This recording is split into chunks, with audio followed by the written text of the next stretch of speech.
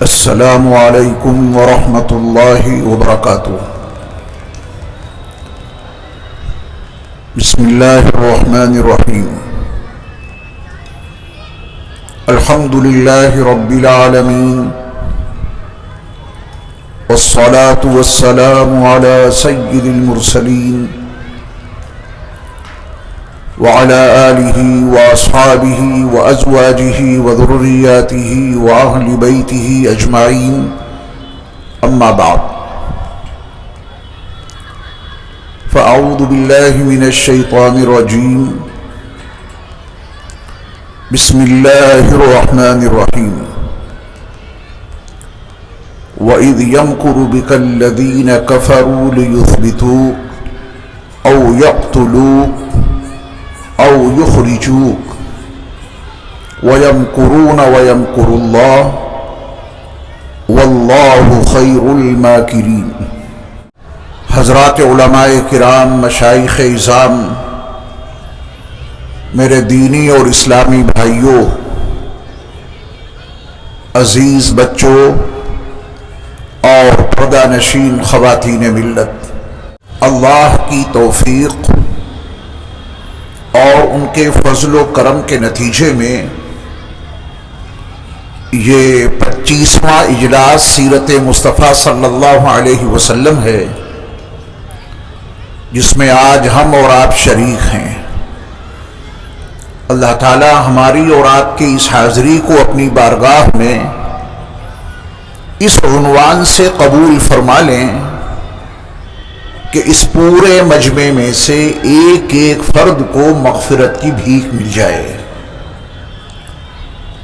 15 روزہ اجلاس کی یہ پہلی نشست ہے، جس کا عنوان ہے ہجرت، وجوہات اور مقاصد۔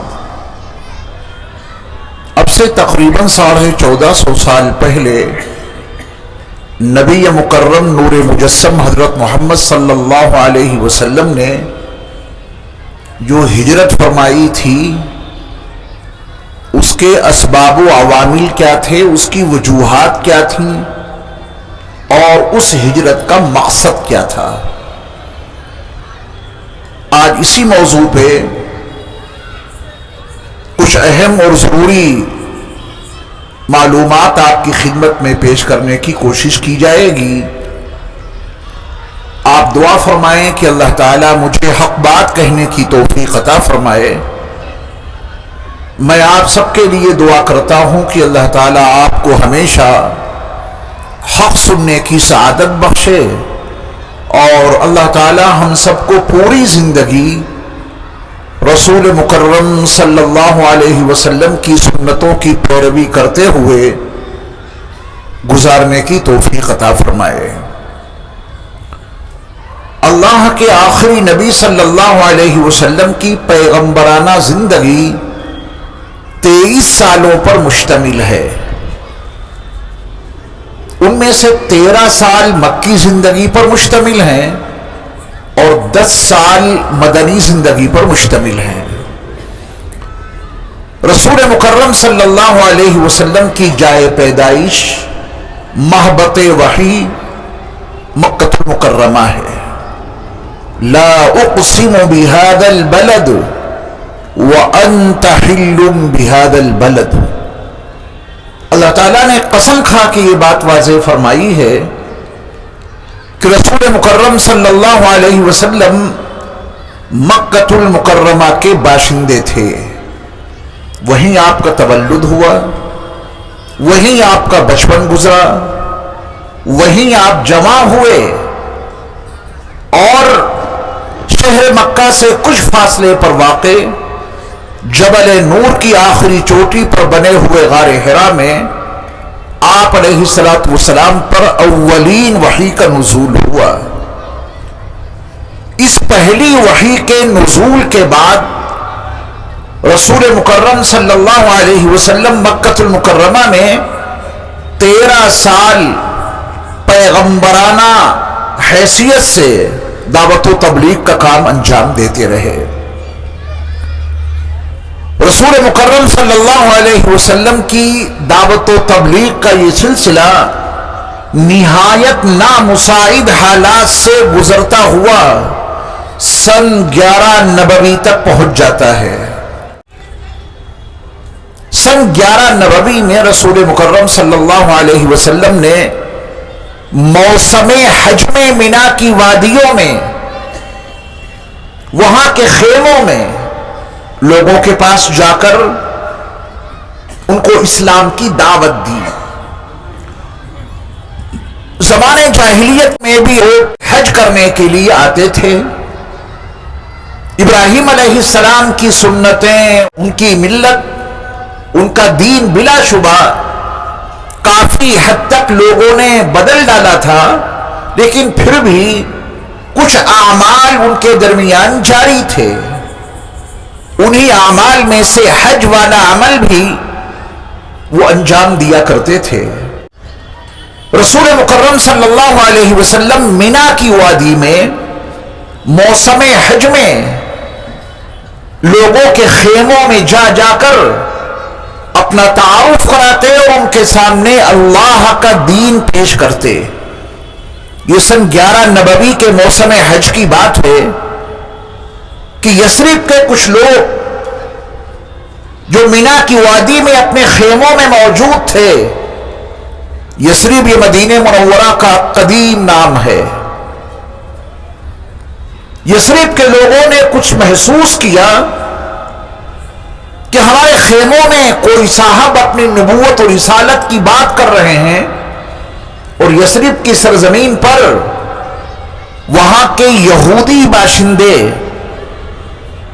یثرب کے دیگر لوگوں کو، اوس اور خزرج کے لوگوں کو یہ کہہ کر ڈرایا کرتے تھے کہ دیکھو اللہ کے آخری نبی کی بعثت ہونے والی ہے، اور جب اللہ کے آخری نبی مبعوث ہوں گے تو ہم ان کے ساتھ مل کر تمہارے اوپر غالب آ جائیں گے۔ اس طرح کی باتیں یثرب کے باشندوں نے یہودی علماء سے یثرب کی سرزمین پر سن رکھی تھی۔ سن 11 نبوی کے موسم حج میں جب مینا کی وادی میں وہاں کے خیموں میں رسول مکرم صلی اللہ علیہ وسلم نہایت رازدارانہ انداز میں اللہ کے دین کی دعوت لے کر پہنچے تو یثرب کے ان باشندوں نے محسوس کیا کہ ہو نہ ہو یہ وہی رسول ہیں جن کا تذکرہ یثرب کی سرزمین پر یہودی علماء کیا کرتے تھے۔ تو قبل اس کے کہ یہودی لوگ اللہ کے اس نبی پر ایمان لائیں اور ان کے ساتھ رہ کے وہ غالب آئیں، ہم ان سے پہلے ہی اللہ کے اس رسول پر ایمان قبول کر لیں گے۔ چنانچہ سن 11 نبوی کے موسم حج میں یثرب کے 6 باشندوں نے میرے مصطفیٰ علیہ السلام کے پیغام کو قبول کر لیا۔ سن 11 نبوی میں پہلی بار مکہ المکرمہ سے تقریباً 450 کلومیٹر کے فاصلے پر واقع یثرب کے باشندوں نے مینا کی وادی میں ایمان قبول کر لیا، اور اس عہد کے ساتھ ایمان قبول کیا کہ یا رسول اللہ صلی اللہ علیہ وسلم، ہم یثرب جا کر یعنی مدینہ منورہ پہنچ کر آپ کے دین کی دعوت اور لوگوں کو بھی دیں گے، آپ کے دین کی تبلیغ کریں گے، آپ کا لایا ہوا پیغام اور لوگوں تک ہم پہنچائیں گے۔ اگلے سال یعنی سن 12 نبوی کے موسم حج میں یثرب سے 12 لوگ آئے، 7 نئے لوگ تھے اس میں شامل، ایک آ نہیں سکے، پہلے کے صاحب ایمان 5، اور ان 6 لوگوں کی دعوت و تبلیغ کی محنت کے نتیجے میں مزید جن لوگوں نے ایمان قبول کیا اس میں نئے 7 لوگ موسم حج میں آئے پورے نظام کے ساتھ کہ پھر ہم اللہ کے نبی صلی اللہ علیہ وسلم سے مینا کی وادی میں ملاقات کریں گے۔ اللہ کے نبی علیہ الصلوۃ والسلام حسب معمول پھر سن 12 نبوی کے موسم حج میں مینا کے خیموں میں تشریف لے گئے. ایک ایک خیمے میں جا کے ان کو اللہ کا پیغام سناتے، اپنی رسالت کی باتیں ان کو بتاتے. اب یہ 12 لوگ ہیں جو رسول اللہ صلی اللہ علیہ وسلم کی خدمت میں موجود ہیں. آپ علیہ الصلوۃ والسلام نے ان کو مزید علم سے روشناس کرایا. اب ان لوگوں نے سن 12 نبوی کے حج سے فارغ ہونے کے بعد مدینہ منورہ میں جا کر، یثرب میں جا کر مزید دعوت و تبلیغ کا کام کیا. ایک ایک گھر میں جاتے، اللہ کی وحدانیت کا پیغام سناتے، لا الہ الا اللہ، اللہ کے سوا کوئی معبود نہیں، محمد الرسول اللہ، اور حضرت محمد صلی اللہ علیہ وسلم اللہ کے رسول ہیں. 1 سال کی دعوت و تبلیغ کے محنت کے نتیجے میں سن 13 نبوی کے موسم حج میں 75 مسلمان مدینہ منورہ سے وادی مینا میں آ گئے. جب یہ 75 مسلمان صاحب ایمان یثرب کے باشندے، مدینہ منورہ کے باشندے سن 13 نبوی کے موسم حج میں آئے تو ایک عزم لے کر آئے، ایک پختہ ارادہ لے کر کے آئے کہ اس سال ہم لوگ اللہ کے آخری نبی حضرت محمد صلی اللہ علیہ وسلم کو یہ دعوت دیں گے کہ اب آپ مکہ چھوڑ دیجئے، ہمارے یثرب میں تشریف لائیے، وہاں کا ماحول آپ کے لیے سازگار ہو چکا ہے. ہمارے نبی مخالفین کے درمیان کب تک رہیں گے؟ اس پختہ ارادے کے ساتھ، اس عزم مصمم کے ساتھ یثرب کے یہ 75 لوگ سن 13 نبوی کے موسم حج میں مینا میں موجود ہیں. نہایت رازدارانہ انداز میں عقبہ گھاٹی کی مخصوص جگہ پر ملاقات طے ہوئی. ان 75 لوگوں میں 73 مرد تھے اور 2 عورتیں تھیں. ان 75 لوگوں کا منصوبہ کہ اس سال ہم اللہ کے نبی صلی اللہ علیہ وسلم کو دعوت دیں گے کہ اب آپ مکہ چھوڑ کے ہمارے یہاں یثرب میں تشریف لائیں اور وہیں قیام پذیر ہو جائیں. عقبہ نامی گھاٹی میں رسول مکرم صلی اللہ علیہ وسلم سے یثرب کے ان 75 لوگوں کی ملاقات رات کی تاریکی میں نہایت رازدارانہ انداز میں طے ہوئی. رسول مکرم صلی اللہ علیہ وسلم کے چچا حضرت عباس ابن عبد المطلب، جو بلا شبہ ابھی تک ایمان تو نہیں لائے تھے لیکن خاندانی نقطہ نظر سے اپنے بھتیجے حضرت محمد صلی اللہ علیہ وسلم کی مکمل حمایت میں ہر وقت کھڑے رہتے تھے، میرے بھتیجے کو کوئی تکلیف نہ پہنچے. اللہ کے نبی صلی اللہ علیہ وسلم نے اپنی طرف سے اپنے چچا حضرت عباس ابن عبد المطلب کو اپنے ساتھ رکھا. ان 75 یثرب کے صاحب ایمان لوگوں کی طرف سے حضرت کعب ابن مالک متکلم متعین ہوئے. رسول مکرم صلی اللہ علیہ وسلم کو انہوں نے دعوت دی کہ یا رسول اللہ، آپ مکہ المکرمہ کے ان نامساعد حالات میں کب تک زندگی گزاریں گے؟ آپ مکہ چھوڑیے اور ہمارے یہاں یثرب میں تشریف لائیے. رسول اللہ صلی اللہ علیہ وسلم کے چچا حضرت عباس ابن عبد المطلب نے بہت کھل کر گفتگو کی، کیونکہ مسئلہ تھا اپنے بھتیجے کو وہاں بھیجنے کا. رسول اللہ صلی اللہ علیہ وسلم کے چچا حضرت عباس نے یہ کہا کہ اگر تم اپنی جانوں کی طرح میرے بھتیجے کی حفاظت کر سکو تو لے جانا، ورنہ ہم اپنے بھتیجے کو اپنے ساتھ مکے میں رکھیں گے.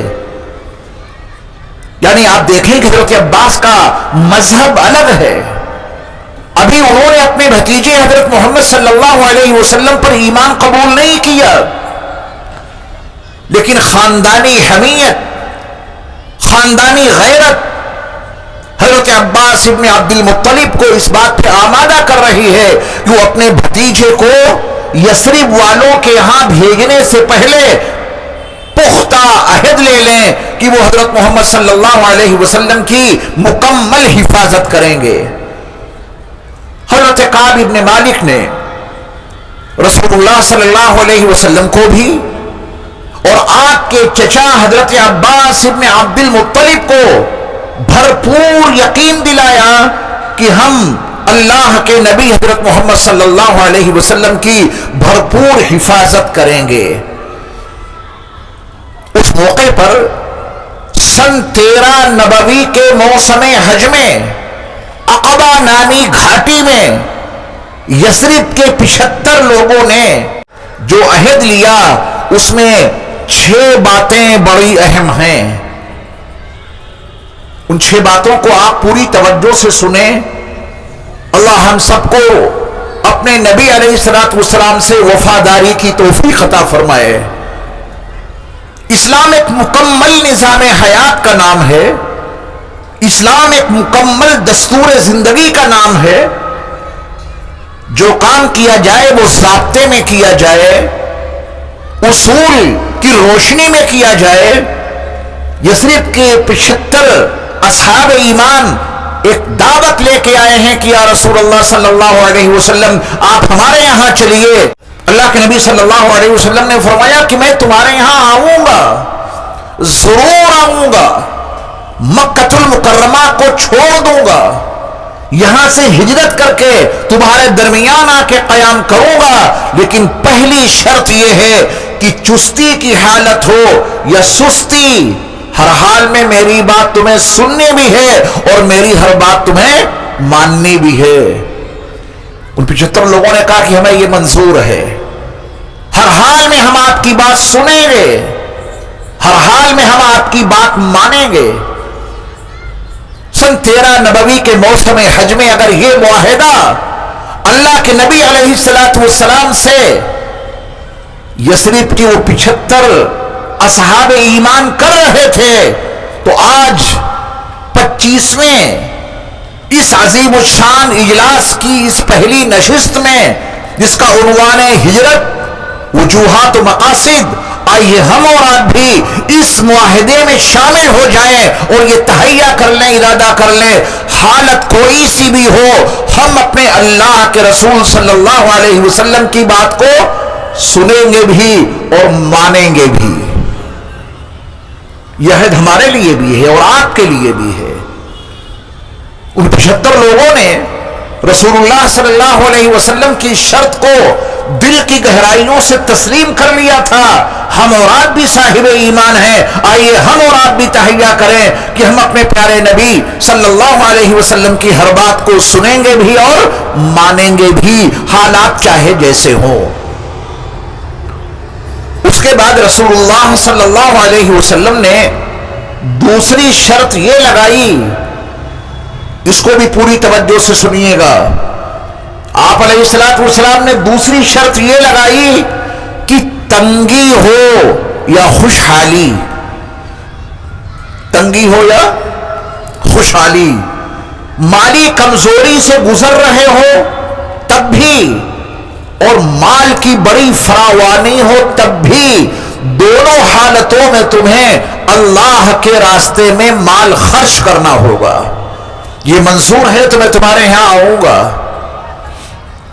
یہ شرط بھی بڑی نزاکت رکھتی ہے اپنے اندر، مالدار ہوں تو مال خرچ کریں، یہ بات تو سمجھ میں آتی ہے، لیکن میرے مصطفیٰ علیہ الصلوۃ والسلام نے دونوں حالتوں میں، تنگی ہو یا خوشحالی، مالی کمزوریوں سے گزر رہے ہو تب بھی اور اللہ نے مال کی فراوانی عطا کر رکھی ہو تب بھی، ہر حال میں تمہیں مال خرچ کرنا ہوگا۔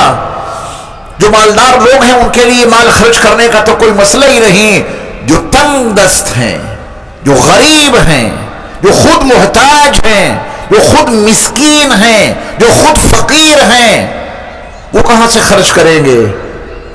میرے مصطفیٰ علیہ الصلوۃ والسلام نے مقدار متعین نہیں کی، مقدار متعین نہیں کہ اتنا دینا پڑے گا، یہ کہا کہ تنگی ہو یا خوشحالی، ہر حال میں تمہیں اللہ کے راستے میں مال خرچ کرنا ہے۔ مالدار اپنی حیثیت کے مطابق خرچ کرے، غریب اپنی حیثیت کے مطابق خرچ کرے۔ اور پھر مدینے کے اصحاب ایمان نے، مدینے کے صحابہ نے یہ سب کچھ کر کے دکھایا۔ صحابہ کی واضح سیرت میں ایسے بے شمار واقعات موجود ہیں کہ غربت اپنی انتہائی درجے کو پہنچی ہوئی ہے، مگر اس غربت میں بھی انہوں نے اللہ کے راستے میں مال خرچ کیا ہے۔ تو ان 75 کے 75 لوگوں نے کہا کہ یا رسول اللہ صلی اللہ علیہ وسلم، ہمیں یہ شرط بھی منظور ہے کہ تنگی ہو یا خوشحالی، ہم ہر حال میں اللہ کے راستے میں مال خرچ کریں گے، ہمیں آپ کی یہ شرط منظور ہے۔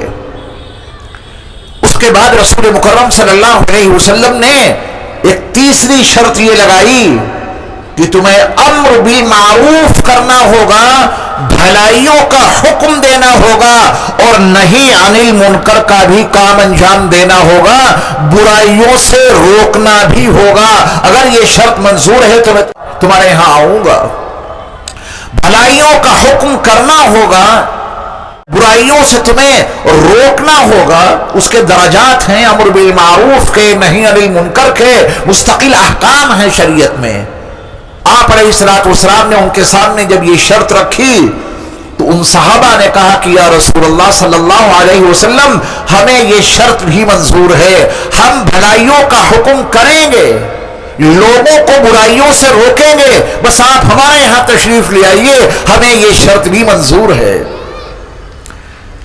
اس کے بعد رسول اللہ صلی اللہ علیہ وسلم نے فرمایا کہ اللہ کے راستے میں نکلنے کا جب کوئی تقاضا ہو تو تم اللہ کی راہ کے لیے اٹھ کھڑے ہوگے، کبھی کوئی عذر نہیں پیش کرو گے، ورنہ ہر انسان کے پاس اتنے عذر ہوتے ہیں کہ وہ ان کو پیش کر کے اللہ کے راستے میں جہاد کے لیے جانے سے اپنے آپ کو بچا سکتا ہے۔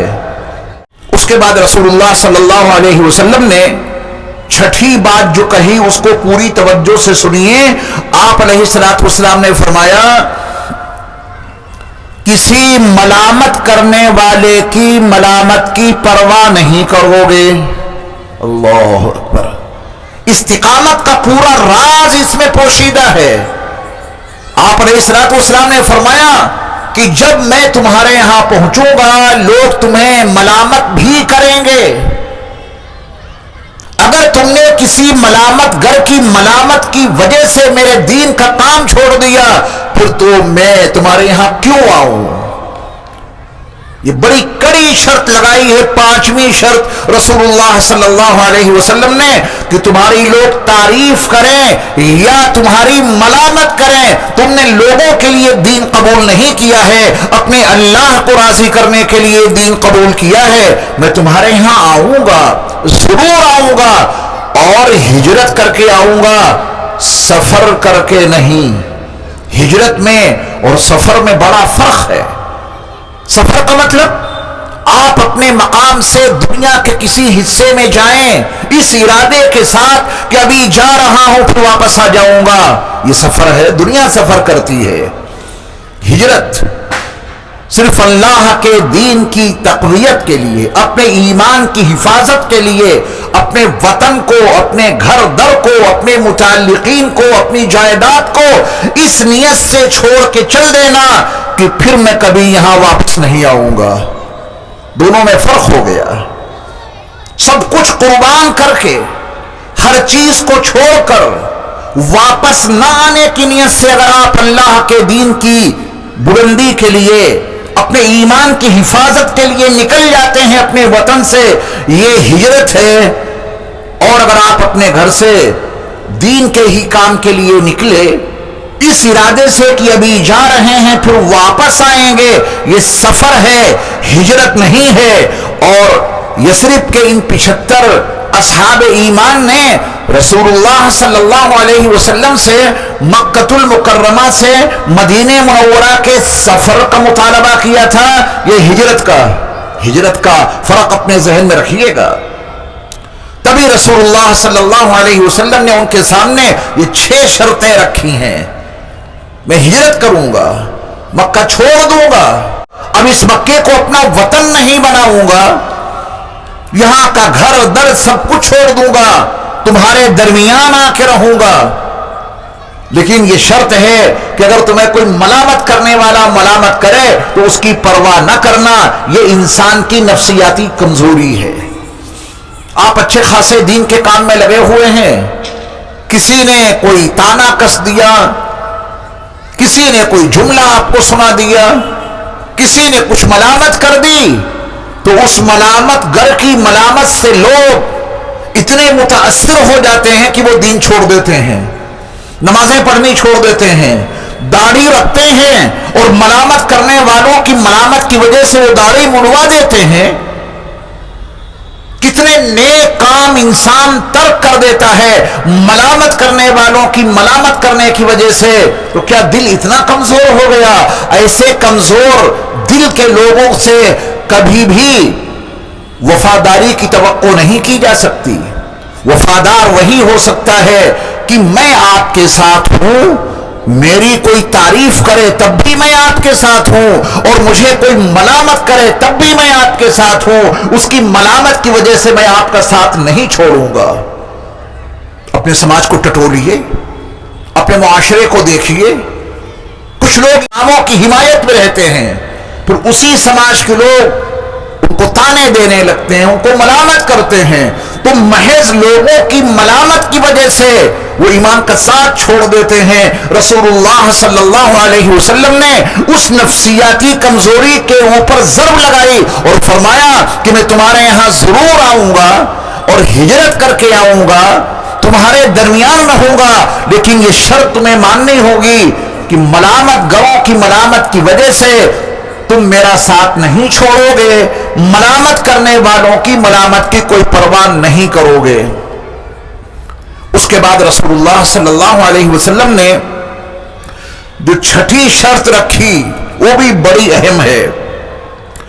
آپ علیہ الصلوۃ والسلام نے فرمایا کہ جن چیزوں سے تم اپنی جان کی حفاظت کرتے ہو اور اپنے بچوں کی جان کی حفاظت کرتے ہو، انہی چیزوں سے تم میری حفاظت کرو گے. یعنی جس طرح تم کو اپنی جان عزیز ہے، اس کے تحفظ میں تم کسی طرح کی کوئی کسر نہیں اٹھا رکھتے، اپنی جان کے تحفظ کے لیے تم کسی طرح کی کوئی کمزوری نہیں دکھاتے، اپنے بچوں کی جان کی حفاظت کے لیے تم کتنے اسباب اختیار کرتے ہو، تو اپنی جان اور اپنے بچوں کی جان کی حفاظت کے لیے تم جتنی چیزیں اختیار کرتے ہو وہ تمام چیزیں تمہیں میری حفاظت کے لیے بھی اختیار کرنی ہوں گی. ان تمام صحابہ نے بیعت زباں ہو کے کہا کہ یا رسول اللہ صلی اللہ علیہ وسلم، یہ شرط بھی ہمیں منظور ہے، ہم اپنی جانوں سے زیادہ آپ کی حفاظت کریں گے، اپنے بچوں کی جانوں سے زیادہ ہم آپ کی حفاظت کریں گے. رسول اللہ صلی اللہ علیہ وسلم نے اس وادی عقبہ میں مدینہ منورہ یثرب کے ان 75 لوگوں کے سامنے یہ 6 شرطیں رکھی، اور ان تمام 75 کے 75 اصحاب ایمان نے ان 6 شرطوں کو تسلیم کر لیا. ہمیں منظور ہیں یہ شرطیں. تب انہوں نے ایک بڑی اہم بات کہی تھی رسول اللہ صلی اللہ علیہ وسلم سے کہ یا رسول اللہ صلی اللہ علیہ وسلم، یہ سب کچھ کرنے پر ہمیں ملے گا کیا؟ اللہ اکبر. چستی ہو یا سستی، ہر حال میں ہم آپ کی بات سنیں گے اور مانیں گے. تنگی ہو یا خوشحالی، ہر حال میں ہم اللہ کے راستے میں مال خرچ کریں گے، امر بالمعروف بھی کریں گے اور نہی عن المنکر بھی انجام دیں گے. اللہ کے راستے میں جب کبھی آپ اٹھ کھڑے ہونے کا حکم دیں گے ہم اس کو تسلیم کریں گے. کسی ملامت گر کی ملامت کی ہم کبھی کوئی پرواہ نہیں کریں گے. اپنی جانوں سے زیادہ، اپنے بچوں کی جانوں سے زیادہ ہم آپ کی حفاظت کریں گے. یا رسول اللہ صلی اللہ علیہ وسلم، ہمیں اس پر ملے گا کیا؟ تب میرے مصطفیٰ علیہ السلام نے فرمایا کہ اس کا بدلہ جنت ہے، اس کا بدلہ جنت ہے۔ آپ علیہ السلام نے فرمایا کہ اگر تم نے یہ پیش کردہ شرطیں مان لیں تو اس کے بدلے میں اللہ تعالیٰ تمہیں جنت عطا کریں گے۔ یہ 75 کے 75 اصحاب ایمان اب سن 13 نبوی کے موسم حج سے فارغ ہو کر مدینہ منورہ گئے، جس کا ابھی تک نام یثرب ہے۔ وہاں جا کے لوگوں کو بتایا کہ اللہ کے رسول صلی اللہ علیہ وسلم ہمارے درمیان آ کر رہنے کے لیے تیار ہو گئے ہیں، ہمارے پیارے نبی نے ہماری دعوت قبول فرما لی ہے، بہت جلد مکہ المکرمہ سے ہجرت کر کے وہ ہمارے یہاں یثرب میں تشریف لے آئیں گے اور پھر یہیں مستقل قیام کریں گے۔ آپ علیہ السلام کی ان 6 شرطوں کا تذکرہ بھی انہوں نے یثرب کے لوگوں کے سامنے کیا۔ وادی عقبہ میں جو یہ بیعت ہوئی تھی نہایت رازدارانہ انداز میں، کفار مکہ مشرکین مکہ کو اس کی خبر لگ گئی، ان کو سب سے بڑا یہ خطرہ لاحق ہو گیا کہ حضرت محمد صلی اللہ علیہ وسلم کے ماننے والے دن بدن یثرب کی سرزمین پہ بڑھتے چلے جا رہے ہیں، اور اب انہوں نے وادی عقبہ میں یہ طے کر لیا ہے کہ مکہ المکرمہ کے جتنے مسلمان ہیں یہ سب کے سب مکہ چھوڑ کر مدینہ منورہ میں جا کے آباد ہو جائیں گے۔ یہ ان کے لیے خطرے کی گھنٹی تھی، کیونکہ مکے والوں کے جو تجارتی سفر ملک شام کے ہوتے تھے اور اسی پر ان کا گزارا تھا، ملک شام کی تجارت ان کے لیے ریڑھ کی ہڈی کی حیثیت رکھتی تھی۔ مکہ المکرمہ سے جو شاہراہ عام شام تک جاتی ہے وہ مدینے کے قریب سے ہی گزر کے جاتی ہے۔ اگر مدینہ منورہ میں ان اصحاب ایمان کا غلبہ ہو گیا تو ہماری تجارت کا تانا بانا بکھر جائے گا، ہماری تجارت خطرے میں آ جائے گی۔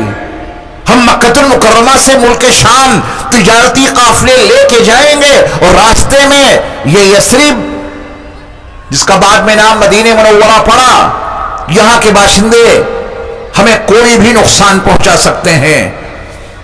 اس کے لیے انہوں نے مکہ المکرمہ میں ایک بڑی اہم میٹنگ رکھی۔ رسول اللہ صلی اللہ علیہ وسلم نے کن نامساعد حالات میں یہ سفر ہجرت کیا ہے، کن نامساعد حالات میں آپ علیہ السلام نے شہر مکہ کو چھوڑا ہے۔ مکہ المکرمہ کے باشندوں نے دار الندوہ میں بیٹھ کر اس بیعت عقبہ کے 2.5 مہینے کے بعد، اس بیعت عقبہ کے 2.5 مہینے کے بعد مکہ المکرمہ میں دار الندوہ جو وہاں کی پارلیمنٹ تھی اس کے اندر ان لوگوں نے ایک بڑی اہم میٹنگ رکھی۔ جب ان لوگوں نے طے کیا کہ دار الندوہ میں پورا مکہ بیٹھ کر یکجٹ ہو کر ایک منصوبہ سازی کرے کہ اگر یہ مکہ المکرمہ کے لوگ جو اصحاب ایمان ہیں یہ سارے کے سارے نکل کر مدینے میں جا کے بس گئے اور وہاں تیزی کے ساتھ میں حضرت محمد صلی اللہ علیہ وسلم کے ماننے والے بڑھتے چلے جا رہے ہیں تو ہماری تجارت کا کیا حال ہوگا، ہم ملک شام کا کیسے سفر کریں گے؟ اس کے سد باب کے لیے ہمیں کچھ نہ کچھ لاہے عمل تیار کرنا ہے۔ دار الندوہ میں میٹنگ ہوئی، مکہ المکرمہ کے تمام سردار، تمام اہم ذمہ دار جمع ہوئے۔ ابلیس ایک بوڑھے شخص کے وجود کا روپ اپنا کر شیخ نجدی کے حوالے سے وہ بھی پہنچ جاتا ہے۔ میٹنگ شروع ہوئی، کیا کیا جائے، حضرت محمد صلی اللہ علیہ وسلم کے دین کا یہ چراغ کیسے بجھا دیا جائے؟ ان کے ماننے والے دن بدن بڑھتے چلے جا رہے ہیں، اس کے لیے کیا کیا رکاوٹیں کھڑی کی جائیں؟ 3 مشورے آئے ہیں۔ ایک ابو الاسود کا مشورہ ہے، ایک ابو البختری کی رائے ہے اور ایک ابو جہل کی رائے ہے۔ ابو الاسود نے اپنی یہ رائے دی دار الندوہ میں بیٹھ کر کہ اس پورے معاملے کے ذمہ دار حضرت محمد صلی اللہ علیہ وسلم ہیں. ان کو مکے سے باہر نکال دو، کہیں بھی جا کے رہیں، ہمارا مکہ تو ان سے محفوظ رہے. اگر یہ مکے سے نکل جاتے ہیں تو مکہ ایک مرکزی جگہ ہے، ام القریٰ ہے. اگر ان کو ہم اپنے شہر مکہ سے نکالنے میں کامیاب ہو گئے تو سارے خطرے اپنے آپ ٹل جائیں گے. یہ ابو الاسود کا مشورہ تھا. لیکن وہ ابلیس جو شیخ نجدی کی شکل میں وہاں بیٹھا تھا، اس نے ابو الاسود کے اس مشورے کو یہ کہہ کر مسترد کر دیا کہ تمہارا یہ مشورہ اس وجہ سے قابل قبول نہیں کہ حضرت محمد صلی اللہ علیہ وسلم کی ذات گرامی، ان کی شخصیت اتنی پرکشش ہے، یہ جہاں بھی جائیں گے وہاں اپنے دیوانے پیدا کر لیں گے. گفتگو کتنی اچھی کرتے ہیں، چہرہ کتنا وجیح اور حسین ہے. اگر تم نے ان کو مکہ المکرمہ سے باہر نکال دیا اور تمہارا تصور یہ ہے کہ ان کو مکے سے باہر نکال کے تم کامیاب ہو جاؤ گے، یہ مزید تمہارے لیے خطرہ بن جائیں گے. اگر تم نے ان کو شہر مکہ سے باہر نکالا، یہ جہاں جائیں گے ان کے چاہنے والے وہاں پیدا ہو جائیں گے. تو ہو سکتا ہے ان کے ماننے والوں اور ان کے چاہنے والوں کی باہری تعداد بہت زیادہ ہو جائے اور وہ سب مل کر تمہارے شہر مکہ پہ حملہ کر دیں اور پھر تمہیں شکست دے دیں. لہذا ابو الاسود تمہاری یہ رائے قابل قبول نہیں ہے. ابو البختری نے ایک اور رائے دی اس سے ہٹ کر. ابو البختری نے کہا کہ میرا مشورہ یہ ہے کہ زنجیروں میں، بیڑیوں میں ان کو باندھ کر کسی کمرے میں بند کر دو یہاں تک کہ وہ وقت آئے کہ ان کی لاش اس کمرے سے نکلے. ہاتھوں میں پیروں میں زنجیریں، بیڑیاں ہو، کمرے میں بند کر دو. جب ان سے کسی کی ملاقات نہیں ہوگی تو پھر ان کا دین بھی آگے نہیں بڑھے گا، ان کے ماننے والوں میں بھی اضافہ نہیں ہوگا. جب انہیں کوئی دیکھے گا نہیں، جب ان سے کوئی ملاقات نہیں کر پائے گا، جب ان سے کوئی بات چیت نہیں کر پائے گا تو ان کا دین یہیں تھم جائے گا، ان کا دین یہیں ٹھہر جائے گا، سارے خطرے ختم ہو جائیں گے. ابو البختری کے اس مشورے کو سن کے شیخ نجدی نے کہا کہ یہ بات بھی قابل عمل نہیں، اس سے تمہیں کوئی فائدہ نہیں، بلکہ بہت ممکن ہے کہ اس سے مزید نقصان ہو جائے. کہ تم دیکھتے نہیں کہ ان کے چاہنے والے کیسے ہیں، وہ اپنی جان کو ان کے تحفظ میں قربان کرنا فخر سمجھتے ہیں. اگر تم نے ان کو بیڑیوں میں، زنجیروں میں باندھ کر کسی کمرے میں بند کر دیا تو بہت ممکن ہے کہ ان کے چاہنے والے اس بند کمرے کی دیواریں توڑ کر، ان بیڑیوں کو، ان زنجیروں کو کاٹ کر اپنے نبی کو آزاد کرا کے لے جائیں گے. یہ مشورہ بھی قابل قبول نہیں ہے. ابو الاسود کی بات شیخ نجدی نے مسترد کر دی، ابو البختری کا مشورہ بھی اس نے مسترد کر دیا.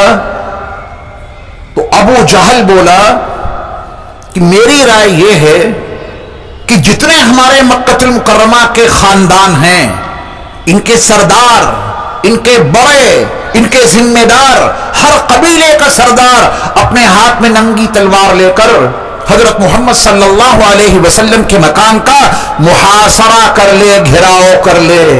اور جیسے ہی حضرت محمد صلی اللہ علیہ وسلم اپنے گھر سے باہر نکلیں، ایک دو نہیں، سارے لوگ بیک وقت اپنی تلواروں سے حملہ کر کے ان کو ختم کر دیں.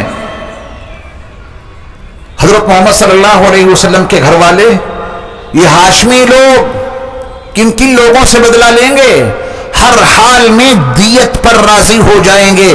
دیت کا مطلب خون بہا، ایک انسان کی جان کی جو قیمت ہے وہی تو لیں گے.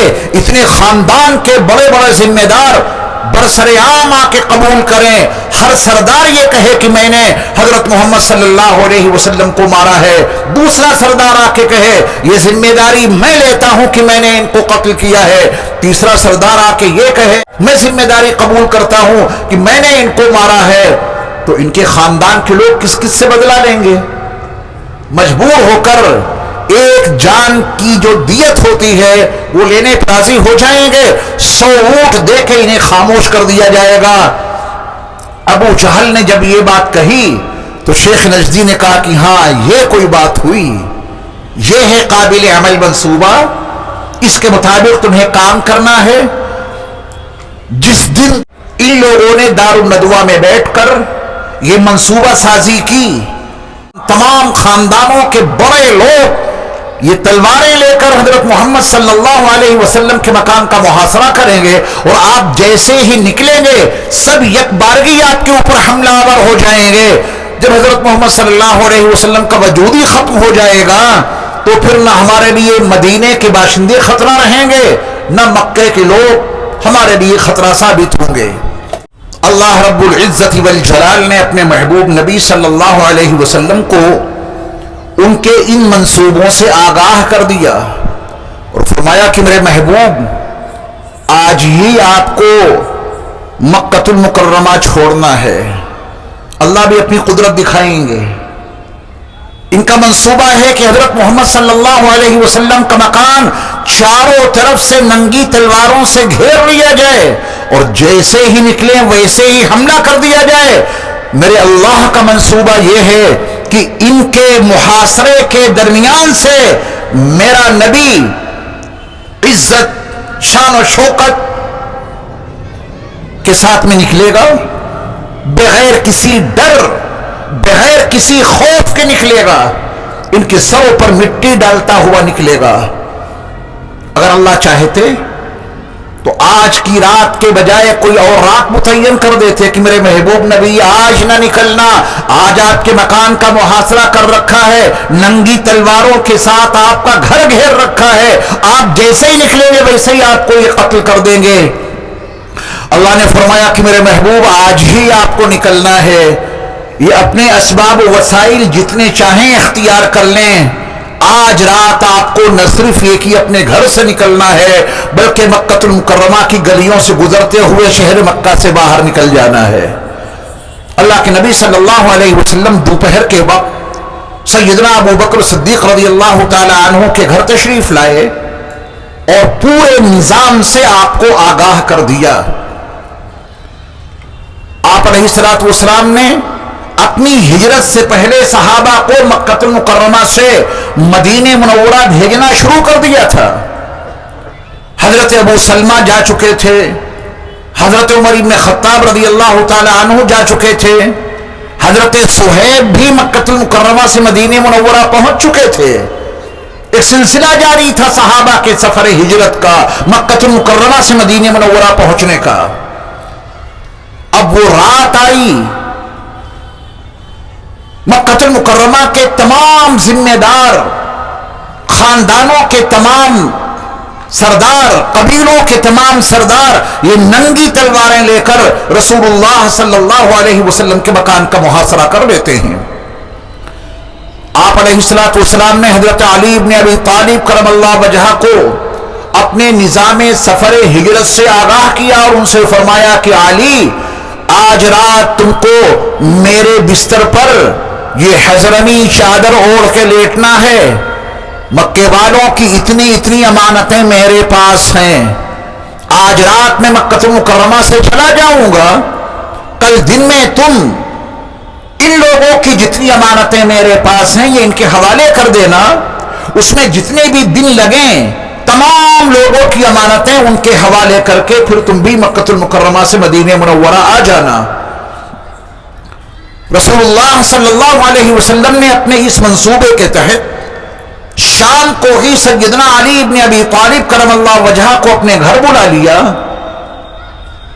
کچھ رات گزری تو یہ مکے کے تمام سردار، قبیلوں کے تمام رؤساء اور سردار یہ ننگی تلواریں لے کر میرے مصطفیٰ علیہ الصلوۃ والسلام کے گھر کا محاصرہ کر لیتے ہیں۔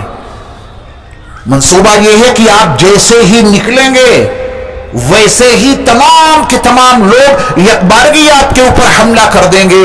قرآن مجید کی ایک آیت کا سہارا لیتے ہوئے عرض کر رہا ہوں کہ یریدون لیطفئوا نور اللہ بافواہہم، یہ چاہتے ہیں کہ اپنے منہوں کی پھونکوں سے اللہ کے چراغ کو بجھا دیں۔ ان کی کوشش ہے، یہ سید پیغمبر اور جہد مسلسل میں لگے ہوئے ہیں کہ اللہ کے چراغ کو اپنے منہوں کی پھونکوں سے بجھا دیں. واللہ متم نوری ولو کرہ الکافرون، اللہ اپنے چراغ کو، اپنے نور کو روشن ہی رکھے گا، انکار کرنے والوں کو چاہے کتنا برا کیوں نہ لگے. اللہ کے اس چراغ کو نہ کوئی بجھا سکا ہے نہ کوئی بجھا سکے گا. آپ دیکھیں کہ کتنی خطرناک سازش ہے، کتنا خطرناک منصوبہ ہے. حضرت محمد صلی اللہ علیہ وسلم کے مکان کا محاصرہ ننگی تلواروں کے ساتھ ہے. اب اللہ تعالیٰ کا حکم ہے کہ میرے محبوب نبی آپ نکلیے اپنے گھر سے. آپ علیہ الصلوۃ والسلام پورے وقار کے ساتھ، بغیر کسی خوف اور بغیر کسی ڈر کے، پورے جاہ و جلال کے ساتھ، پورے عزت نفس کے ساتھ آپ علیہ الصلوۃ والسلام نے اپنے گھر کا دروازہ کھولا اور آپ کی زبان پہ قرآن مجید کی آیت جاری تھی. وَجَعَلْنَا مِن بَيْنِ أَيْدِيهِمْ سَدًّا وَمِنْ خَلْفِهِمْ سَدًّا فَأَغْشَيْنَاهُمْ فَهُمْ لَا يُبْصِرُونَ. نبی علیہ الصلوۃ والسلام اس آیت کو پڑھ کے گھر سے باہر نکل رہے ہیں، دروازہ کھول دیا اور آپ کی زبان پہ آیت جاری ہے. اس کا ترجمہ یہ ہے، ہم نے ان کے سامنے ایک دیوار بنا دی ہے. ہمارے اللہ ہر چیز پہ قادر ہیں. جنہوں نے ان آنکھوں میں روشنی رکھی ہے وہ جب چاہیں ان آنکھوں کی روشنی چھین لیں. انہوں نے سوچنے اور سمجھنے کی صلاحیت عطا کی ہے، وہ جب چاہیں اس صلاحیت کو اپنے بندوں سے چھین لیں. وہی بیداری عطا کرتے ہیں، وہ جب چاہیں انسانوں کے اوپر غنودگی طاری کر دیں، انہیں بے ہوش کر دیں، انہیں سلا دیں. وہ ہر چیز پہ قادر ہیں. رسول اللہ صلی اللہ علیہ وسلم کی زبان مبارک پہ آیت جاری ہے. اس کا ترجمہ یہ ہے کہ ہم نے ان کے سامنے ایک دیوار بنا دی ہے، ہم نے ان کے پیچھے بھی ایک دیوار بنا دی ہے، اوپر سے ان کو ڈھانپ لیا ہے، اوپر سے بھی ہم نے ان کو بند کر دیا ہے. اب یہ کچھ دیکھ نہیں سکتے. میرے مصطفیٰ علیہ الصلوۃ والسلام پورے وقار کے ساتھ، عزت نفس کے ساتھ، شان و شوکت کے ساتھ، جاہ و جلال کے ساتھ، بغیر کسی خوف کے اور بغیر کسی ڈر کے اپنا دروازہ کھولتے ہیں. اور باہر جو دشمنان آپ کی جان کے اور آپ کے خون کے پیاسے تلواریں لیے کھڑے تھے، کچھ دیر پہلے نبی کے نکلنے سے پہلے اللہ نے ان سب پر غنودگی طاری کر دی. سب بیٹھ گئے، تھوڑی دیر کے لیے سو گئے. میرے مصطفیٰ علیہ الصلوۃ والسلام پہ کوئی خوف نہیں، کوئی ڈر نہیں، پورے وقار کے ساتھ نکلے. میرے مصطفیٰ بھاگے نہیں. وہاں جو سنگریزے پڑے تھے، آپ علیہ الصلوۃ والسلام نے سنگریزوں کے ساتھ ملی ہوئی مٹی اٹھائی اور جتنے آپ کی جان کے پیاسے، آپ کے خون کے پیاسے، آپ کو قتل کرنے کے منصوبے سے ہاتھوں میں تلواریں لیے وہاں بیٹھے تھے، سب کے سروں پر اللہ کے نبی علیہ الصلوۃ والسلام نے تھوڑی تھوڑی مٹی ڈالی. کوئی خوف، کوئی ڈر، کوئی ہیبت، جان کا کوئی خطرہ بالکل نہیں. کیوں؟ قرآن مجید میں اللہ کا وعدہ ہے، وَيَمْسَسْكَ اللَّهُ بِضُرٍّ فَلَا كَاشِفَ لَهُ إِلَّا هُوَ وَإِن يُرِدْكَ بِخَيْرٍ فَلَا رَادَّ لِفَضْلِهِ. اللہ اگر تمہیں کسی مصیبت سے دوچار کرنا چاہیں تو کائنات کی تمام طاقتیں مل کر بھی تم سے اس مصیبت کو دور نہیں کر سکتی. اور اگر اللہ تمہیں کسی بھلائی سے مالا مال کرنا چاہے تو دنیا کی تمام طاقتیں مل کر بھی تم سے اس بھلائی کو چھین نہیں سکتی. اللہ ایسا پختہ عقیدہ ہمیں اور آپ کو بھی عطا کر دے. رسول مکرم صلی اللہ علیہ وسلم اپنے گھر سے باہر تشریف لائے پورے وقار کے ساتھ. آپ نے وہاں سے سنگریزوں پر مشتمل مٹی اٹھائی اور سب کے سروں پر ڈالی. یہ اس بات کی طرف اشارہ تھا، کامیابی چاہتے ہو تو نبی کا کلمہ پڑھ لو، ورنہ تمہارے یہ سارے منصوبے زمین خاک میں مل کے فنا ہو جائیں گے. تم اپنے منصوبوں میں کبھی کامیاب نہیں ہو سکتے. یہ رسول اللہ صلی اللہ علیہ وسلم نے ان کے سروں پر مٹی ڈال کے وعدے کر دیا تمہارے سارے منصوبے خاک میں مل جائیں گے، تم اپنے منصوبوں میں کبھی کامیاب نہیں ہو سکتے۔ یہ اللہ کا روشن کیا ہوا چراغ ہے، کائنات کی تمام طاقتیں مل کر بھی اللہ کے اس روشن چراغ کو نہیں بجھا سکتی۔ آپ علیہ الصلوۃ والسلام صدیق اکبر رضی اللہ تعالیٰ عنہ کے گھر آئے اور صدیق اکبر کے لیے آپ علیہ الصلوۃ والسلام کی رفاقت اللہ نے طے کر رکھی تھی اس سفر ہجرت کے لیے۔ رسول اللہ صلی اللہ علیہ وسلم نے صدیق اکبر کو ساتھ میں لیا اور پہلے کے منصوبے کے مطابق ایک صاحب جن کا نام ہے عبداللہ ابن اریقت، یہ مسلمان نہیں تھے، یہ غیر مسلم تھے، آپ علیہ الصلوۃ والسلام نے ان کو راستے کی رہبری کے لیے منتخب کیا تھا، کیونکہ آپ کو معلوم تھا کہ جب آپ مکہ المکرمہ سے باہر نکلیں گے تو مکے سے مدینہ منورہ جانے والی شاہ راہ عام پہ آپ کو تلاش کیا جائے گا۔ اللہ نے اس دنیا کو اسباب و وسائل کے بندھن میں باندھ دیا ہے۔ آپ اپنے نبی کی ہجرت اور آپ علیہ الصلوۃ والسلام کے اس سفر سے بہت کچھ سیکھ سکتے ہیں۔ آپ علیہ الصلوۃ والسلام نے ایک ایسا رہبر لیا کہ جو بیابانی جنگلی راستوں کا بڑا ماہر تھا، اور آپ علیہ الصلوۃ والسلام کا منصوبہ یہ تھا کہ مکہ المکرمہ سے مدینے تک، یثرب تک جو شاہ راہ عام ہے جس میں دنیا آتی جاتی ہے، مجھے اس راستے سے مدینہ منورہ نہیں جانا ہے۔ دشمن ہیں، اعدائے اسلام ہیں، وہ اسی راہ پر مجھے تلاش کریں گے۔ تو آپ علیہ الصلوۃ والسلام نے بیابانی راستوں کے ماہر، جنگلی راستوں سے واقف عبداللہ ابن اریقت کو ہائر کیا۔ جو اس کا معاوضہ بنتا تھا وہ اس دینے کا آپ نے وعدہ کیا، تمہاری جو خدمت ہے وہ کی جائے گی، تمہارا جو معاوضہ ہے وہ تمہیں دیا جائے گا، لیکن تم مجھے شاہ راہ عام سے نہیں بلکہ بیابانی اور جنگلی راستوں سے لے کر کے مکہ المکرمہ سے مدینہ منورہ تک جاؤ گے۔ غیر مسلم ہیں عبداللہ ابن اریقت، آپ علیہ الصلوۃ والسلام نے ان پہ اعتماد کیا، ان کو بتایا کہ ہم ملیں گے کہاں۔ اب توجہ دیجئے کہ مکہ المکرمہ سے جو راستہ شاہ راہ عام مدینہ منورہ کو راستہ جاتا ہے تو مکہ المکرمہ سے مدینہ منورہ شمال کی طرف ہے، شمال کا مطلب نارتھ، اور یمن یہ جنوب کی طرف ہے، جنوب کا مطلب ساؤتھ۔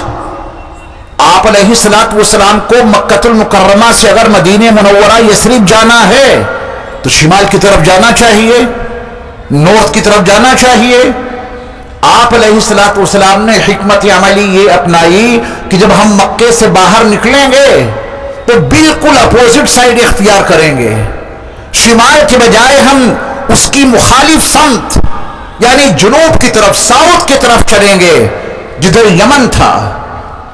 چند کلومیٹر کے فاصلے پر ایک بہت بڑا پہاڑ، بڑا اونچا پہاڑ جس کا نام ہے جبل ثور، رسول اللہ صلی اللہ علیہ وسلم نے اس کے اوپر، اس کی چوٹی پر بنے ہوئے غار ثور کا انتخاب کیا کہ ہمیں 3 دن 3 راتیں پہلے اس غار میں گزارنی ہے۔ اسباب و وسائل کے بندھن میں بندھی ہے یہ دنیا، اللہ کی نعمت کو پانے کے لیے، اللہ کی رحمتوں کو حاصل کرنے کے لیے اسباب و وسائل اختیار کرنے پڑیں گے، کیونکہ اس دنیا میں اللہ کی ہر رحمت اور ان کی ہر نعمت اسباب کے پردوں میں چھپ کر آتی ہے۔ رسول اللہ صلی اللہ علیہ وسلم نے مدینے کا عام راستہ اختیار نہیں کیا، اس کے مخالف راستے کو آپ نے اپنایا۔ بجائے شمال نارتھ میں جانے کے، مدینہ منورہ کی طرف جانے کے بجائے آپ علیہ الصلوۃ والسلام نے جنوب یعنی یمن کا راستہ اختیار کیا۔ جبل ثور کے آخری حصے پر بنے ہوئے غار میں آپ علیہ الصلوۃ والسلام نے 3 دن اور 3 رات قیام فرمایا۔ اس غار میں کیا واقعات پیش آئے، وہ واقعات بڑے معروف اور مشہور ہیں۔ صدیق اکبر رضی اللہ تعالی عنہ کی خدمات، آپ علیہ الصلوۃ والسلام کے لیے صدیق اکبر کی جان نثاری، اپنے آپ کو صدیق اکبر رضی اللہ تعالی عنہ رسول اکرم صلی اللہ علیہ وسلم کی حفاظت کے لیے کیسے قربان کرنے کے لیے تیار ہیں، یہ سب کچھ ہمیں غار ثور کے واقعات سے اس کا سبق ملتا ہے۔ اللہ ہمیں اور آپ کو بھی اپنے پیارے نبی صلی اللہ علیہ وسلم کے تئیں ایسا ہی وفادار اور جانثار بنا دے۔ چادر پھاڑ پھاڑ کر غار ثور کے اندر کے سوراخ بند کر دیے، 2 سوراخ نیچے کے باقی بچے، اس میں اپنے پیروں کے انگوٹھے لگا دیے۔ رسول اللہ صلی اللہ علیہ وسلم کو کوئی تکلیف نہ ہو، آپ علیہ السلام کو پھر اندر بلایا، اور اللہ کے نبی علیہ السلام کا سر مبارک صدیق اکبر کی ران پر ہے، یا رسول اللہ آپ آرام فرما لیجئے۔ پھر وہ واقعہ پیش آیا جس کو آپ نے بارہا سنا ہوگا۔ آپ علیہ السلام کی تلاش میں مکے والے سرگرداں ہو گئے۔ اعلان یہ کر دیا گیا کہ حضرت محمد صلی اللہ علیہ وسلم کو جو شخص زندہ گرفتار کر کے لائے، یا نعوذ باللہ من ذالک ان کو قتل کر کے ان کا سر لائے، 100 سرخ اونٹ اس کو بطور انعام کے دیے جائیں گے۔ تعبیر نہیں کہ میں آپ کو بتاؤں کہ اس زمانے کا ایک اونٹ کتنا قیمتی ہوا کرتا تھا۔ آج کے دور میں اگر کسی کے پاس اعلیٰ درجے کی مرسڈیز گاڑی ہے، ایک گاڑی آج کے دور میں جتنی اس کی ویلو ہے، اب سے 1450 سال پہلے ایک اونٹ کی یہی ویلو ہوا کرتی تھی۔ آپ غور فرمائیں کہ آج اگر اعلان ہو جائے کہ اگر فلاں کام کر لو تو 100 مرسڈیز گاڑیاں تمہیں بطور انعام کے دی جائیں گی، کون بچے گا جو اس کام کے لیے آمادہ نہ ہو جائے؟ رسول مکرم صلی اللہ علیہ وسلم ان کے درمیان سے نکل گئے، پوری رات وہ تلواریں لیے کھڑے رہے، اور آپ علیہ السلام کو کسی طرح کا وہ کوئی نقصان نہیں پہنچا سکے۔ آپ علیہ السلام پورے اعزاز کے ساتھ ان کے درمیان سے نکل گئے۔ تلاش جاری ہو گئی۔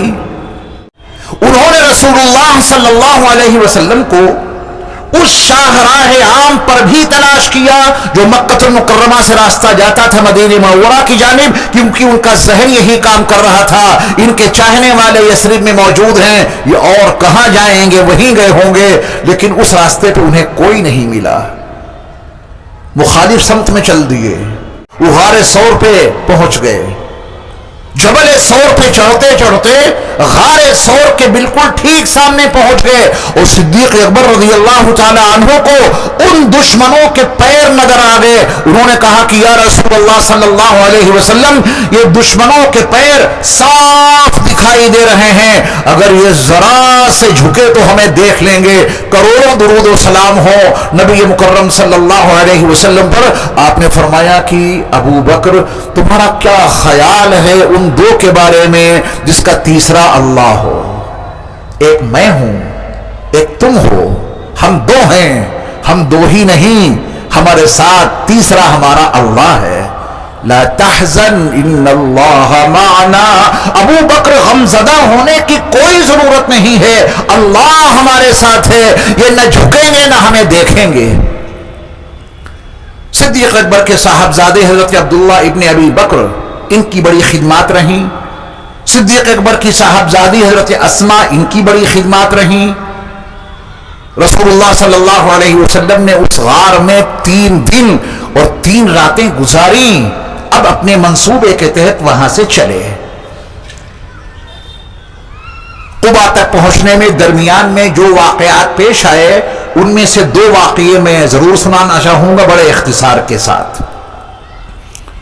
سراقہ ابن مالک کا نام آپ نے ضرور سنا ہوگا، 100 اونٹوں کا انعام مل جائے، اس کے لالچ میں یہ بھی رسول اللہ صلی اللہ علیہ وسلم کی تلاش میں نکلے تھے۔ سراقہ ابن مالک کا منصوبہ یہ ہے کہ مجھے خبر ملی ہے کہ وہ ادھر سے گزرے ہوئے جا رہے ہیں۔ چپکے سے اٹھے اس مجلس سے جہاں ان کو یہ خبر ملی تھی، اور نہایت رازدارانہ انداز میں اپنے گھوڑے کو تیار کیا، اور جو اس زمانے کے اسلحے ہوتے تھے وہ لے کر ادھر ہی چل پڑے جدھر میرے مصطفیٰ صلی اللہ علیہ وسلم تشریف لے جا رہے تھے۔ اونٹنی پر آگے اللہ کے نبی اور پیچھے صدیق اکبر رضی اللہ تعالی عنہ. سراقہ کا بیان سنیے. وہ کہتے ہیں کہ میرے دل میں آیا کہ اب تو بہت وقت قریب آ چکا ہے کہ میں ان کو اپنے نیزوں کا شکار بنا کے ان کو ختم کر دوں گا اور 100 اونٹوں کا انعام پانے کا میں حقدار بن جاؤں گا.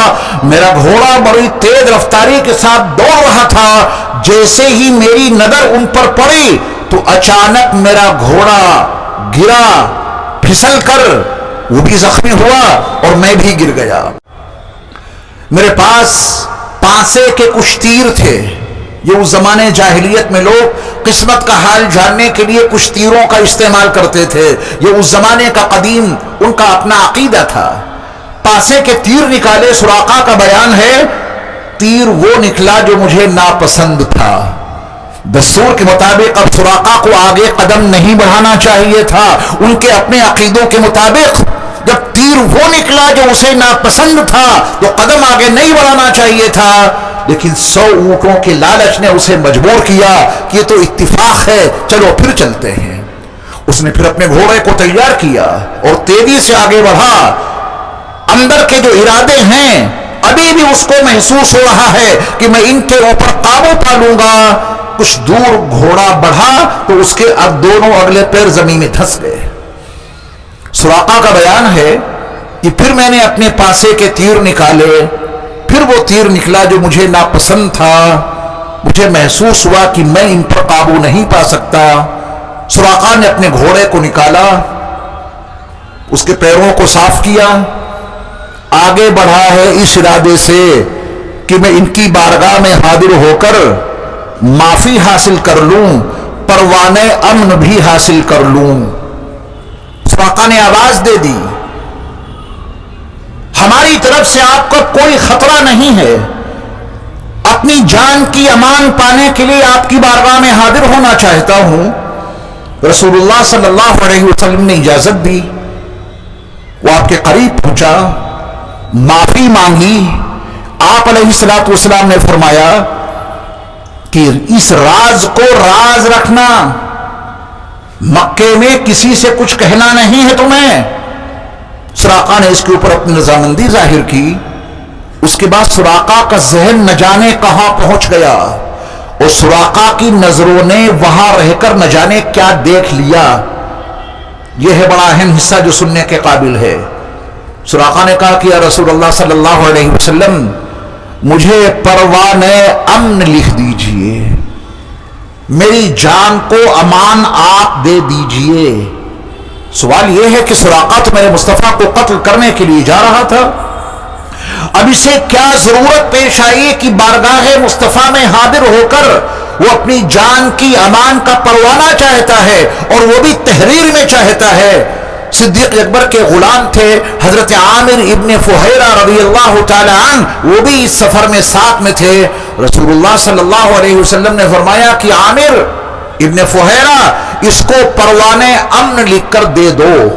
غور کیجئے کہ کتنا نازک سفر, اور اس نازک سفر اور نامساعد حالات میں بھی میرے مصطفیٰ صلی اللہ علیہ وسلم کے ساتھ لکھنے کا سامان موجود ہے. قلم دوات بھی ہے اور چمڑے کے وہ ٹکڑے بھی ہیں جن پہ کچھ لکھا جاتا ہے. اگر اس موضوع پر میں خطاب کروں تو کئی گھنٹے چاہیے. اسلام میں تعلیم کی کیا اہمیت ہے, اسلام میں پڑھائی اور لکھائی کی کیا اہمیت ہے. آج ہم اور آپ پہ قلم لگانے میں شرم محسوس کرتے ہیں. رسول اللہ صلی اللہ علیہ وسلم تو اس نامساعد حالات میں جس سفر میں جا رہے ہیں اس سفر میں بھی لکھنے کا پورا انتظام ہے. قلم بھی ہے, دوات بھی ہے, اور اس زمانے میں کاغذ کی بڑی قلت تھی تو چمڑے کے ٹکڑوں پر تحریریں لکھی جاتی تھیں. رسول اللہ صلی اللہ علیہ وسلم نے فرمایا کہ عامر بن فہیرہ ان کے لیے پروانے امن لکھ دو. اب یہ پروانے امن لکھ کے ان کو دے دیا گیا. یہ کام کب آیا؟ میرے مصطفیٰ نے فرمایا تھا کہ سراقہ میں تمہارے ہاتھوں میں کسرا کے کنگن دیکھ رہا ہوں. کسرا ایران کا بادشاہ, کتنی بڑی مملکت کا شہنشاہ کسرا, اس کے کنگن اس سراقہ کے ہاتھوں میں میرے مصطفیٰ کو نظر آ گئے. جو ان نامساعد حالات میں سفر کرتے ہوئے مکہ المکرمہ سے ہجرت کر کے مدینہ منورہ جا رہے ہیں، وہاں پہ میرے مصطفیٰ نے فرمایا سراقہ میں تمہارے ہاتھوں میں کسرا کے کنگن دیکھ رہا ہوں۔ اور پھر وہ وقت آ ہی گیا کہ سراقہ مدینہ منورہ میں ایمان کے ساتھ موجود ہیں اور ایران فتح ہو جاتا ہے، وہاں کے بادشاہ کے سارے زیورات مسجد نبوی کے صحن میں صحابہ کی ٹھوکروں میں موجود تھے۔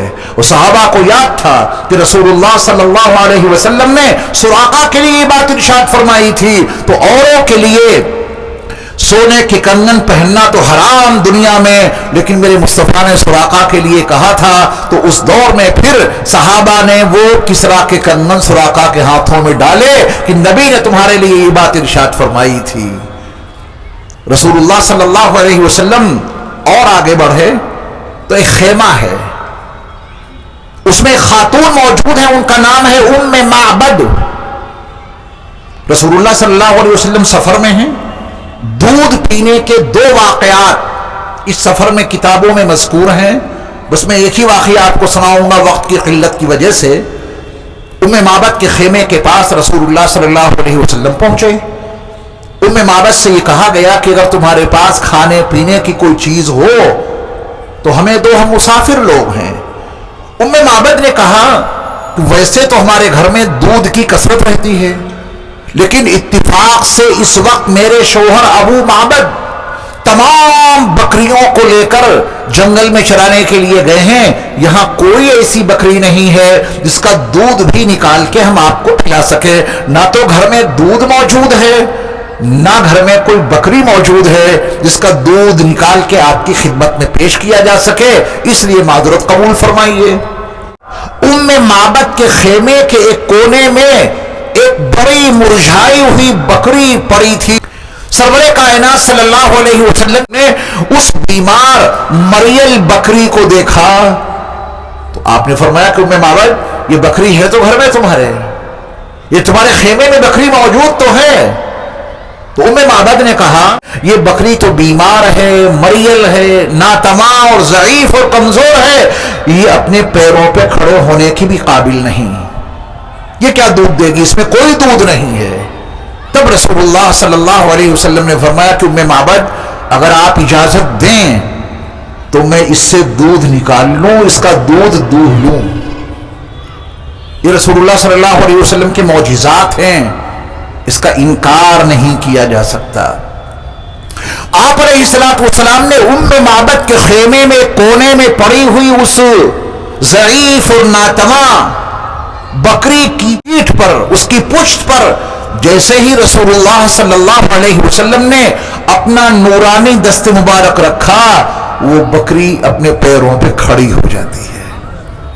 آپ علیہ السلام نے فرمایا کہ ام معبد تمہارے گھر میں جو سب سے بڑا برتن ہے وہ لاؤ، چھوٹا برتن نہیں، اپنے گھر کا جو سب سے بڑا برتن ہے وہ لے کے آؤ۔ ام معبد اتنا بڑا برتن لے کے آئیں کہ اس میں موجود دودھ چند لوگ نہیں پوری جماعت کی جماعت پی سکتی تھی، اتنا بڑا برتن لے کے آئیں۔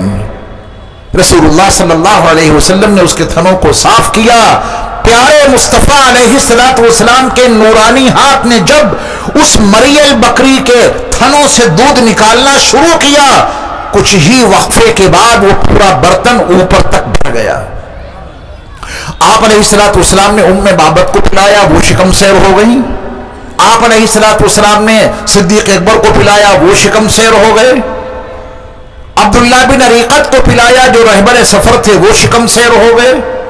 عامر بن فہیرہ کو پلایا، وہ شکم سیر ہو گئے۔ اور رسول اللہ صلی اللہ علیہ وسلم نے بھی اس دودھ کو شکم سیر ہو کے پیا، اور پھر آپ علیہ السلام نے اس کا دودھ اور دہا یہاں تک کہ وہ برتن پھر لبریز ہو گیا۔ آپ نے ام معبد کے وہ دودھ حوالے کیا اور آگے بڑھے۔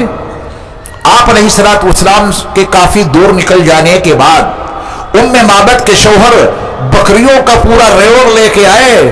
پوچھا کہ ام معبد یہ گھر میں اتنا سارا دودھ کہاں سے آ گیا، اتنا بڑا برتن وہ بھی بھرا ہوا، دودھ دینے والی ساری بکریاں تو ہمارے ساتھ، گھر میں مریل پڑی ہوئی بکری، اس سے دودھ کی کوئی توقع نہیں، تو اتنا سارا دودھ کہاں سے آ گیا؟ تب معبد نے اپنے شوہر سے کہا کہ میں کیا بتاؤں، کچھ لوگ آئے تھے، ان میں ایک صاحب بڑے حسین و جمیل، بڑے خوبرو، بڑے وجیح، ہم نے ایسا شخص کبھی نہیں دیکھا۔ جب وہ گفتگو کرتے تھے تو محسوس ہوتا تھا کہ پھول جھڑ رہے ہیں، اتنا حسین و جمیل بندہ میں نے زندگی میں کبھی نہیں دیکھا۔ انہوں نے اس مریل بکری کی پشت پہ ہاتھ رکھا، یہ پیروں پہ کھڑی ہو گئی۔ انہوں نے اسی بکری کے تھنوں سے دودھ نکالا ہے، میری عقل کام نہیں کرتی کہ وہ کون صاحب تھے۔ معبد کے شوہر ابو معبد کا بیان ہے، وہ کہتے ہیں کہ ہو نہ ہو یہ وہی صاحب ہیں جن کی تلاش میں مکے کے قریش مارے مارے گھوم رہے ہیں۔ میں ان کی تلاش کروں گا، اگر مجھے یہ مل گئے تو میں اپنی پوری زندگی ان کی خدمت کے لیے وقف کر دوں گا۔ رسول اللہ صلی اللہ علیہ وسلم اور آگے بڑھے۔ یثرب مدینہ منورہ تو ابھی کافی دور ہے، مدینہ منورہ سے پہلے ایک بستی ہے قبا۔ رسول مکرم صلی اللہ علیہ وسلم کا جب یہ نورانی قافلہ قبا بستی میں پہنچتا ہے تو آپ علیہ الصلوۃ والسلام کے استقبال کے لیے کئی دنوں سے تیاریاں چل رہی تھیں۔ لوگ ٹیلوں پہ چڑھ کے، پہاڑوں پہ چڑھ کے دیکھتے تھے کب اللہ کے نبی نمودار ہوں، کب اللہ کے نبی صلی اللہ علیہ وسلم ظاہر ہوں۔ یہاں تک کہ وہ دن آ ہی گیا، لوگوں نے آپ کو دیکھا، آپ علیہ الصلوۃ والسلام کا پرجوش استقبال ہوا ہے قبا بستی میں، نعرے تکبیر سے قبا کی فضا گونج اٹھی۔ آپ علیہ الصلوۃ والسلام نے کلثوم ابن حدم کے ہاں قیام فرمایا۔ 4 روزہ قیام کے دوران قبا بستی میں سرور کائنات صلی اللہ علیہ وسلم نے اسلام کی سب سے پہلی مسجد کی بنیاد رکھی۔ لمسجد اسس علی التقوی من اول یوم احق ان تقوم فیہ، یہ اسی مسجد کے بارے میں قرآن مجید کی آیت نازل ہوئی۔ پھر آپ علیہ الصلوۃ والسلام قبا بستی سے چلے ہیں یثرب کی جانب۔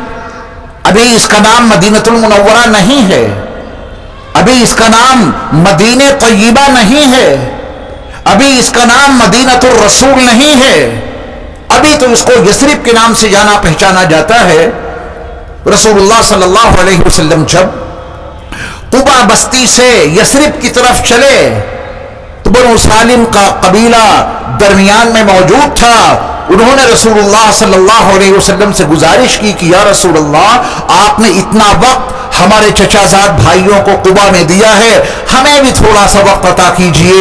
یہ دن تھا جمعہ کا جب رسول اللہ صلی اللہ علیہ وسلم قبا بستی سے یثرب کی طرف چلے تھے۔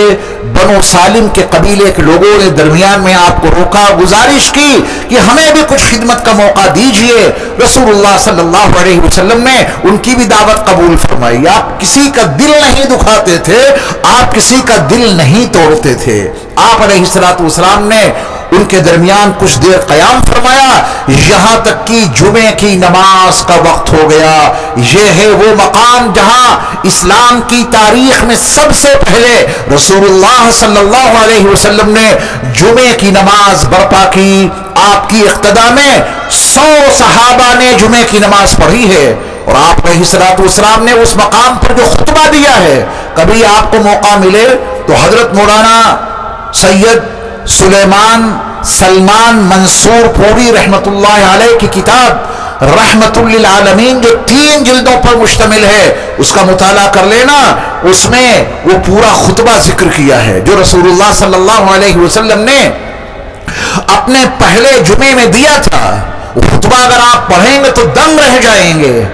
جب دشمنوں کے درمیان سے نکل کر آدمی اپنوں کے بیچ پہنچتا ہے تو یہ انسان کی نفسیاتی کمزوری ہے کہ وہ اپنے دشمنوں کے مظالم اپنوں کے درمیان سب سے پہلے بیان کرتا ہے۔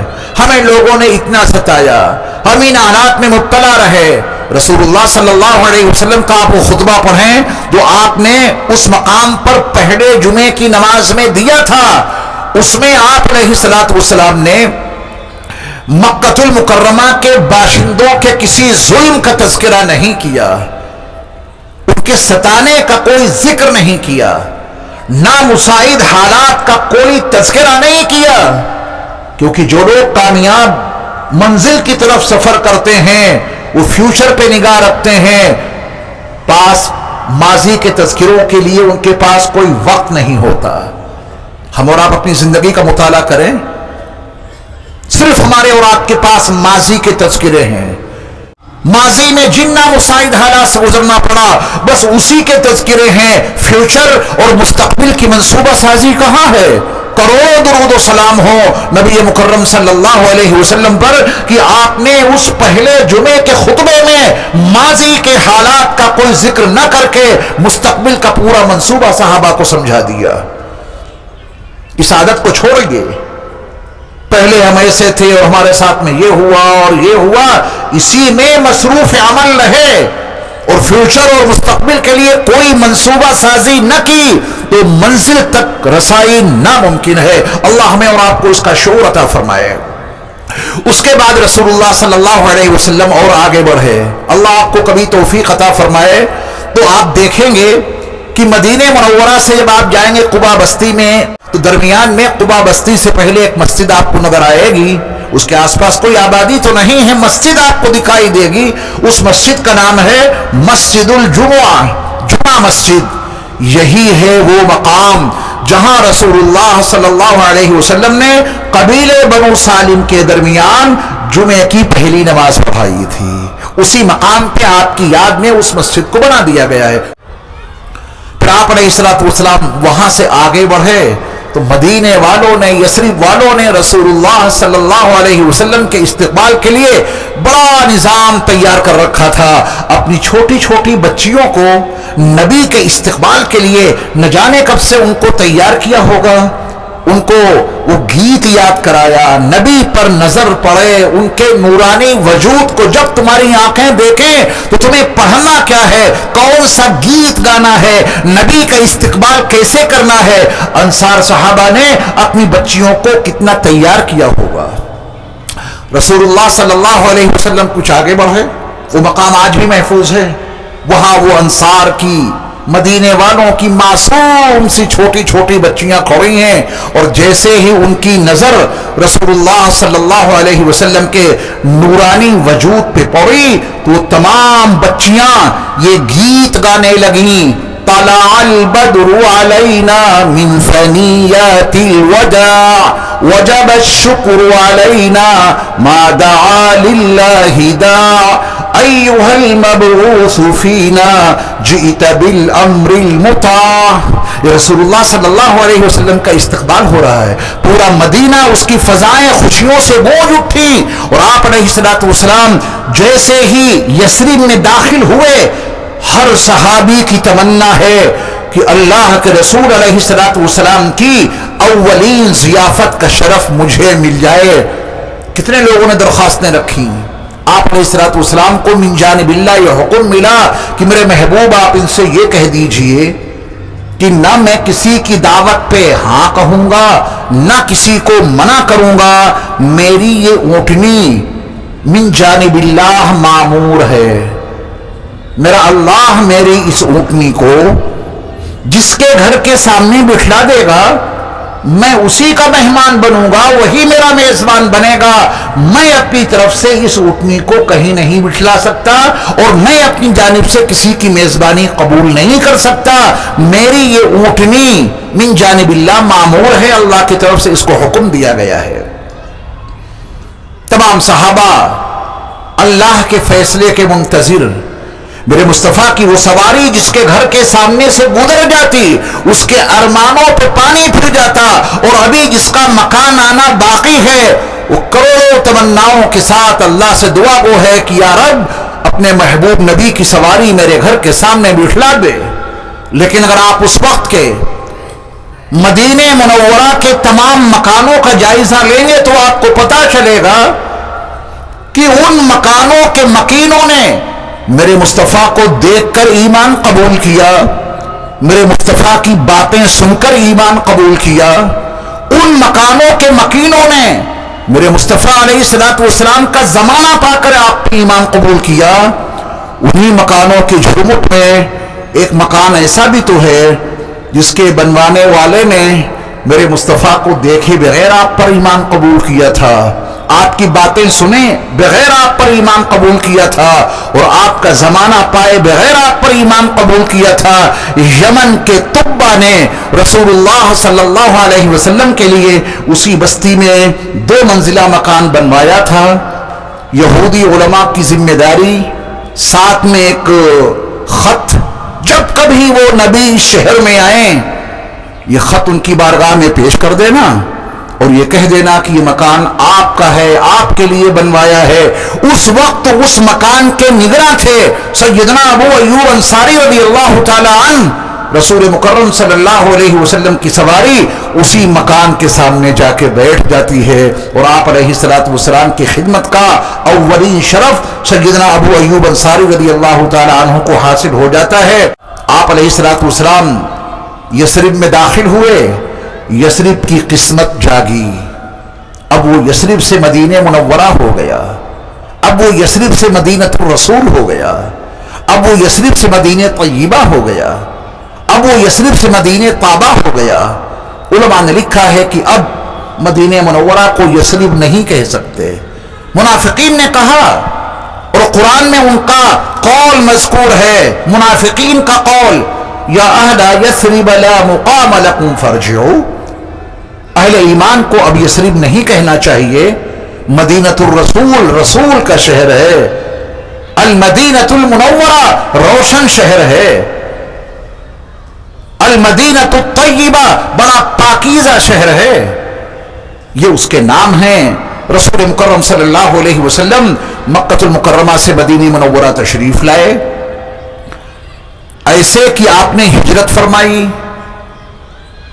واپسی کا کوئی ارادہ نہیں، اور کل کے بیان میں آپ سنیں گے کہ مکہ فتح ہو گیا۔ فتح مکہ کے بعد تو مکے میں رہنے کے لیے کوئی رکاوٹ باقی نہ بچی، پھر بھی میرے مصطفیٰ علیہ الصلوۃ والسلام نے مدینہ منورہ کو ہی اپنی رہائش کے لیے پسند فرمایا۔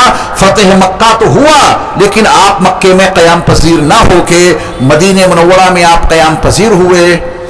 مدینہ منورہ کی 10 سالہ پیغمبرانہ زندگی میں 10 سالہ پیغمبرانہ زندگی میں 10 لاکھ مربع میل میں اسلام پھیل گیا۔